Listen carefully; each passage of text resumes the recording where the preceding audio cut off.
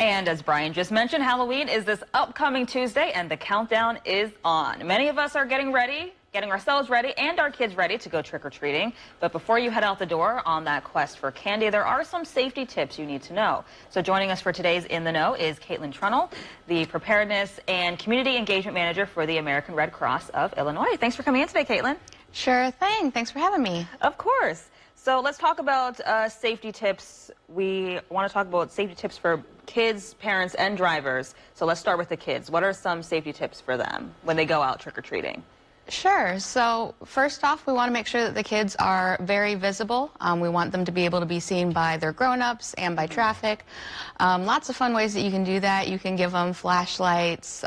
Kids love to wear glow sticks, so you can have them wear glow sticks. There's different reflective items that you can have. There's reflective tape you can put on their costumes or their buckets, just to make sure that they stay nice and safely in sight.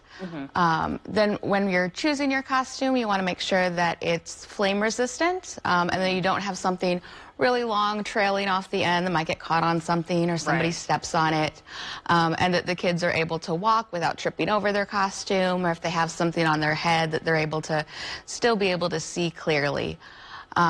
We want the kids to be respectful as they're getting their candy, so only going up to those households that have their porch light on, not trespassing, taking the candy at the door, not going inside, and being very careful around the household pets that might be coming to the door all excited, especially the dogs. And then for walking around, we want to make sure that the kids are looking both ways before crossing the street, that they're crossing at the corners of the street instead of just kind of all willy-nilly. You want to use the crosswalks. You want to use sidewalks if sidewalks are available, and if sidewalks aren't available, then you want to walk on the very side of the road facing traffic so you can see what is going on. That's a good tip.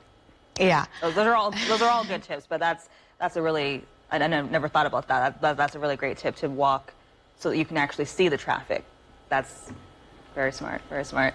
And the glow stick one, that's also a good one. I used to love wearing glow sticks when I was trick-or-treating, but that's good. Reflective tape, glow sticks, flashlights, really important tips there for the kids. What about the parents?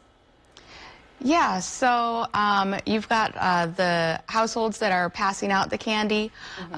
So for those households, you want to make sure that you have the porch light on because you want the trick-or-treaters to come.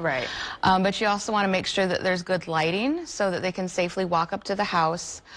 You want to make sure that you have swept all the leaves off of the path leading up to the house and that you've taken a good look to make sure that there's no trip hazards. That way the kids coming up reach the door safely.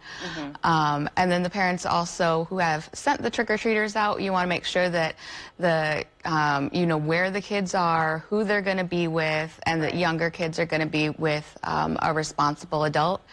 And the parents also need to be checking the candy when it comes back before it gets eaten. So you'll want to remove any loose candy that might have gotten ripped open, anything that's going to be a choking hazard, because you don't want to give like a jawbreaker to a 2-year-old.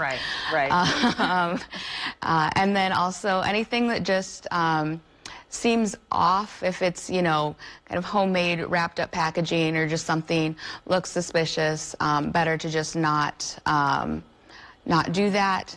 And then also parents need to make the decisions both if going out and trick-or-treating is the smart idea and if they're accepting trick-or-treaters that year based off of if anyone in the household is sick, because we're all about making sure that we are exchanging candy and not germs. Yes, absolutely. And we are running out of time here, but quickly, what about safety tips for drivers? Yeah, so just really important to make sure that everybody is highly paying attention.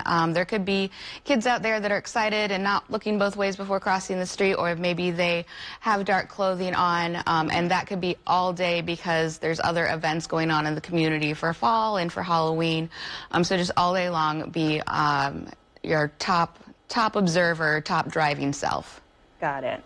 Well, thank you so much, Caitlin, for coming in. Great tips, making sure everyone has a fun and safe Halloween. So thank you for coming in. Thank you.